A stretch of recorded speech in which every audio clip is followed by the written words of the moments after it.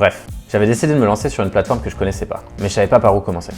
Alors j'ai demandé à Lucille comment je devais m'y prendre. Elle m'a dit je sais pas. J'ai demandé à Anaël. Elle m'a dit je sais pas. J'ai demandé à Zélie. Elle m'a dit démerde-toi. alors je suis parti. En sortant de WeWork, j'ai croisé Kang. Toi Guillaume, ça va le business ou pas? Je lui ai dit que j'avais aucune idée de comment m'y prendre sur YouTube. Il m'a dit qu'il connaissait un YouTuber à WeWork. Ah, mais je crois que je connais un YouTuber en plus chez WeWork. Il y a un YouTuber chez WeWork. Ouais, en plus il est assez sympa. Je pense que je pourrais te le présenter. J'étais carrément chaud. C'est WeWork. C'était WeWork. Le YouTuber s'appelait Louis de la chaîne Grain. Salut, c'est Louis de la chaîne Grain. Je lui ai demandé s'il était chaud de me donner quelques conseils pour ma chaîne YouTube. Pour ma chaîne YouTube. Avec plaisir Guillaume. Du coup, t'es youtubeur? Non, je suis entrepreneur. Ah, ok. Mais oui, j'ai une chaîne YouTube aussi. Ah, cool. Cool. Il avait pas l'air si cool. Du coup, tu voulais me donner un truc? Ouais.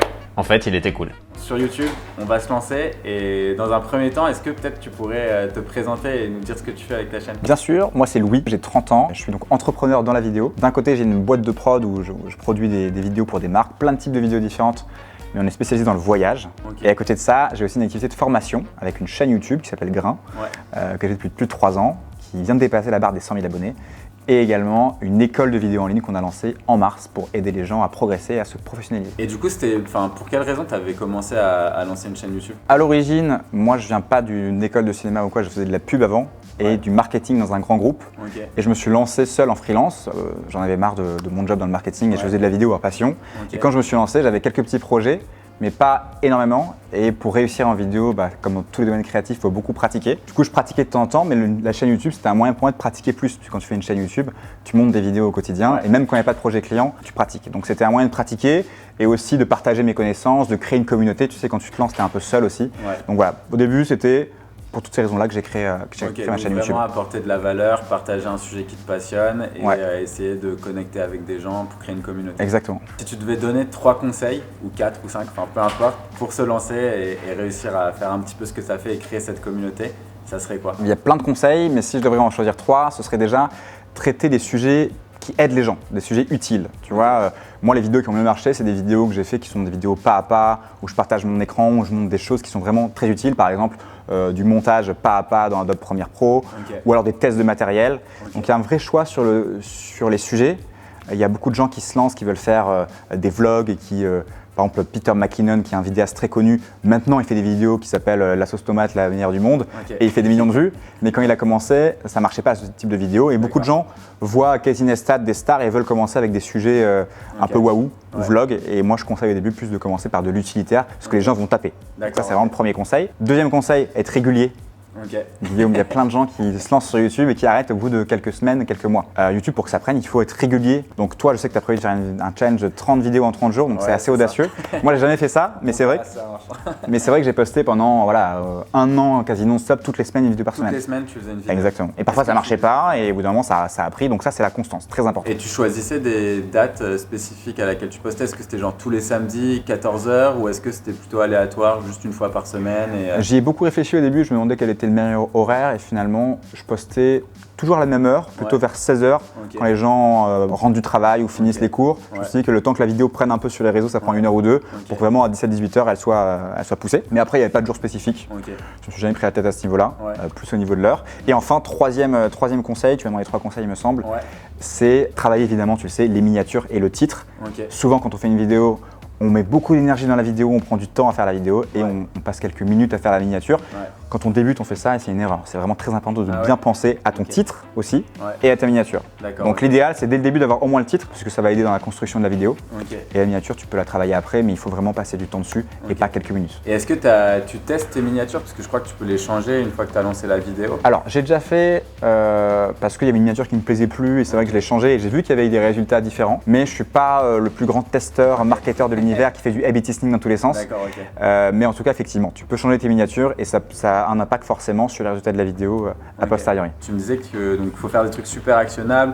Potentiellement, ce qui marchait super bien pour toi, c'est les tutos où tu étais step by step, tu partageais ton écran. Comment est-ce que tu as fait pour trouver ces sujets-là? Par exemple, je sais pas, le montage, tu m'as parlé de Premiere Pro.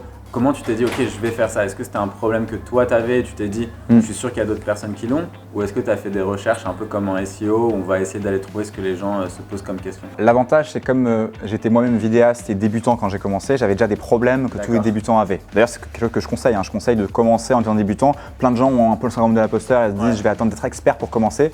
Mais au contraire, les débutants aiment commencer avec les débutants puisque tu parles leur langage. Donc au début, j'avais plein de soucis, plein de matériel que je voulais tester, donc j'ai fait des sujets un peu comme ça. Je me suis aussi inspiré chez des youtubeurs américains, français. Et ce que j'ai fait pas mal aussi, c'est j'ai utilisé un moteur de recherche effectivement qui s'appelle Ubersuggest, je sais pas si tu connais, je vois très bien, de Neil Patel. Ouais. Ça permet de savoir un peu quels sont les volumes de recherche sur des mots-clés particuliers et surtout la compétition. Et ça, quand tu commences, c'est ultra intéressant parce qu'il faut éviter de se placer sur des trucs hyper compétitifs. Parce que les gros youtubeurs vont sortir et toi moins. Donc exemple, une vidéo qui a bien marché par exemple, c'est une vidéo sur le Speed Booster. Speed Booster, c'est une bague d'adaptation qu'il y a sur les caméras qui nous filment là, et qui permet en gros d'améliorer un peu la qualité de l'objectif.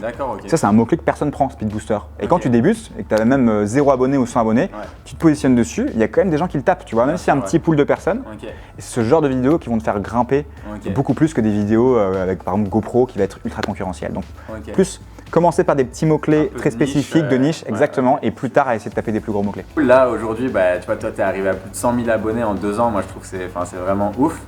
Si tu devais recommencer à 0, qu'est-ce que tu ferais concrètement? Première chose, je dirais, c'est de lancer un produit avant de lancer une chaîne YouTube. En fait, moi, je suis pas youtubeur, tu vois, tu me l'as dit au début, on rigolait là-dessus. Je suis vraiment entrepreneur. Je me suis lancé sur YouTube, au début par passion. Il n'y avait pas vraiment de volonté au début de faire du business avec. Et très vite, je me suis rendu compte que j'adorais transmettre des choses aux gens. Et je me rends compte que j'aime limite plus transmettre que de créer des vidéos. Et je me suis dit, il faut que je fasse ça de mon métier en fait.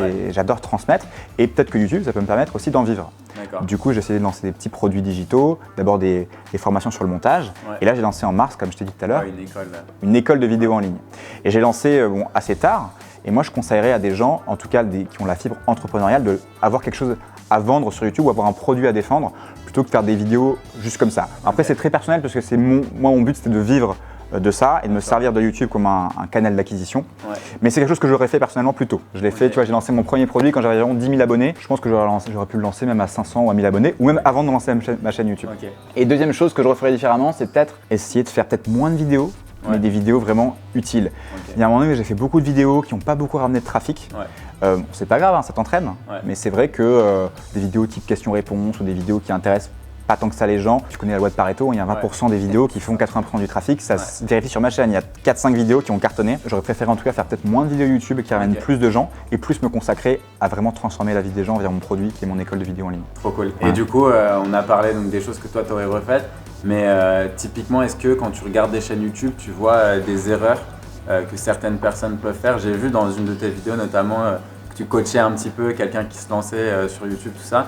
Est-ce que tu aurais 3 erreurs que tu vois régulièrement et qu'il faut à tout prix éviter? Première erreur, ça revient un petit peu à ce que j'ai dit tout à l'heure, c'est-à-dire lâcher trop vite. Il faut faire des vidéos, il faut se donner le temps d'être bon. Au début, on est mauvais et à force d'être mauvais, on devient bon.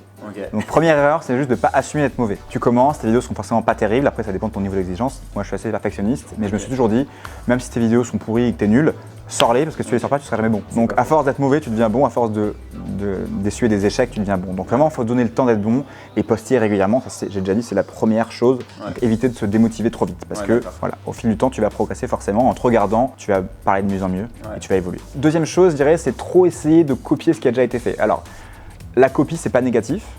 Au début, forcément, tu as des inspirations. Moi, au début, j'étais très inspiré par des entrepreneurs de la vidéo, comme ce que je fais aujourd'hui, comme Parker Walbeck, par exemple, qui est un Américain, ou alors Matti Apoya, qui est plus un influenceur qui est canadien. Donc, j'étais forcément très inspiré par ces gens.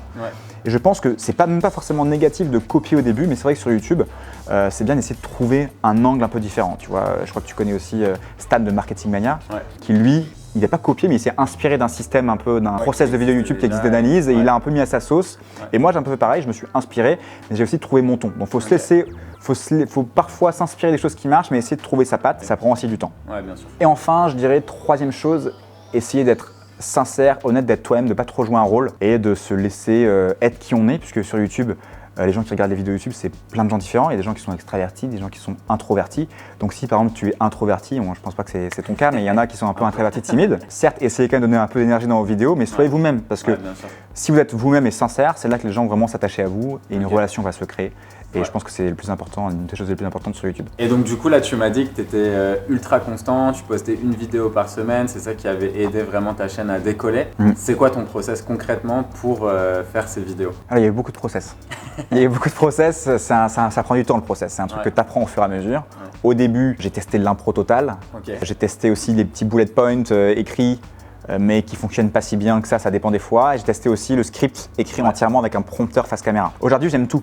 D'accord. J'aime tout. J'aime autant scripter mes vidéos mot à mot, Ouais. face caméra, parce que tu délivres un message très précis, exactement ce que tu veux, la valeur que tu veux. Ouais. Donc j'adore ça. En revanche, c'est un temps monstre en pré-production, en écriture. Si t'aimes écrire et que c'est une de tes zones de génie d'écrire, génial. Ouais. Par contre, si t'aimes plus être dans la spontanéité et tout, ça peut t'envoyer quelques ondes négatives. Ouais. En même temps, les bullet points, c'est aussi intéressant aussi. Ça te laisse plus de créativité. Voilà, c'est un peu C'est moins. un peu un mix entre les deux, quoi. Un peu moins rigide, mais il y a une façon d'écrire les bullet points. Donc juste, j'ai pas à passer trop de temps là-dessus parce que ça, je pourrais en parler des heures. Mais en gros, les bullet points, si tu commences à écrire des phrases trop longues, Ouais. tu vas lire tes bullet points, tu vas t'enfermer à l'intérieur. Vraiment essayer juste d'écrire des idées, des phrases pour ensuite te laisser divaguer entre les mots et revenir. Ça, c'est quelque chose qui te permet d'être naturel face caméra. En revanche, derrière, si tu écris tout, là, il y a un gros travail de préparation en mode il faut vraiment parler avec les mains et c'est très bizarre à faire. Tu as l'impression que tu n'es pas du tout naturel.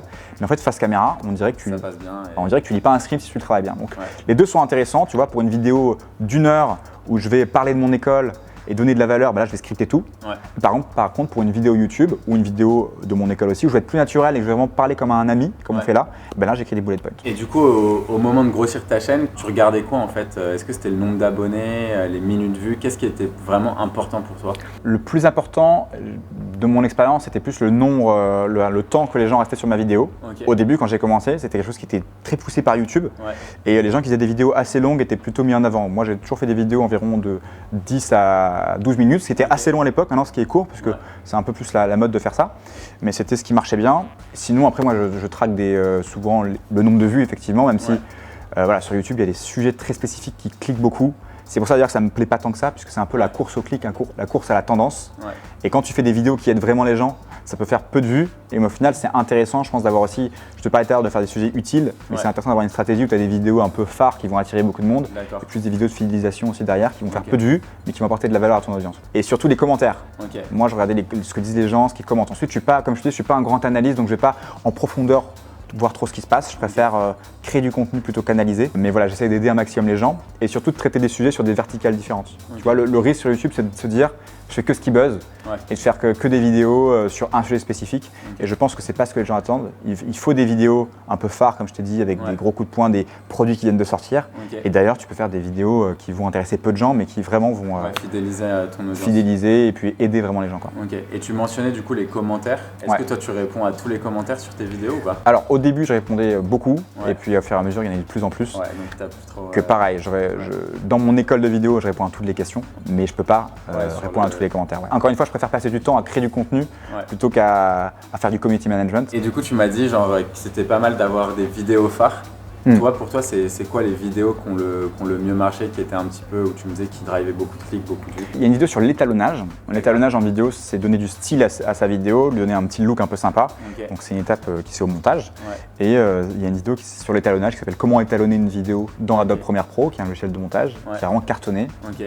Mais je ne sais pas pourquoi l'expliquer. Peut-être que c'est la miniature. Tu vois, la miniature, j'avais fait une image assez épurée, simple, une belle photo. Tu vois, moi, j'utilise pas trop des grosses têtes ou tu vois, les modes. Il y a beaucoup de modes sur YouTube, Ouais. mettre sa tête en gros, etc. Moi, c'est ce que j'ai fait pas c'est ce mal. que tu as fait. Bah, ça fonctionne, hein, ça fonctionne. Mais moi, j'ai plus pris une approche plus pure avec des photos. Ok. Ça marche aussi parfois juste une photo. Ouais. Test de produit, le DJI Osmo Pocket que j'avais testé, qui a cartonné parce que Ok. j'ai lancé vraiment le jour de la sortie. Ok. Donc ça, surfer sur l'actualité, ça marche bien aussi sur les produits qui sortent. Et ensuite, effectivement, tout ce qui est très utilitaire, donc du pas à pas, quoi. Montage vidéo pas à pas sur Premiere Pro, montage vidéo pas à pas sur Final Cut. Il y a des sujets un peu trendy, les transitions, et moi ça m'énerve un peu parce que si tu es youtubeur et que tu gagnes ta vie avec YouTube, tu vas être obligé de faire de la course au clic. Et Ouais. voilà, moi je suis sorti un peu de ça. Ouais. Et c'est intéressant de te donner ce que tu as et pas forcément toujours courir après les vues. Ouais, et voilà ce qui marche le mieux, ouais. Transition, pas à pas et actu matériel. Et du coup, en termes de milestone par rapport à ton nombre d'abonnés, pour me donner un petit peu une idée, au bout de combien de temps ça t'a mis d'avoir par exemple 10 000 abonnés et combien de temps entre 10 000 et 100 000? Alors, je me souviens plus très bien exactement, mais il me semble que pour avoir 10 000 abonnés, j'ai dû mettre moins d'un an, peut-être 6 à 8 mois, Ok. parce que je postais vraiment, j'y allais comme un bourrin. Donc ça, c'est un bon résultat, je trouve. Ouais. Ensuite, de 10 000 à 100 000, c'est plus long, peut-être, comme je t'ai dit, 1 an et demi ou 2 ans. Ok. Mais j'ai pas eu de progression en pic, en fait. J'ai une Ouais. progression très lente, très progressive.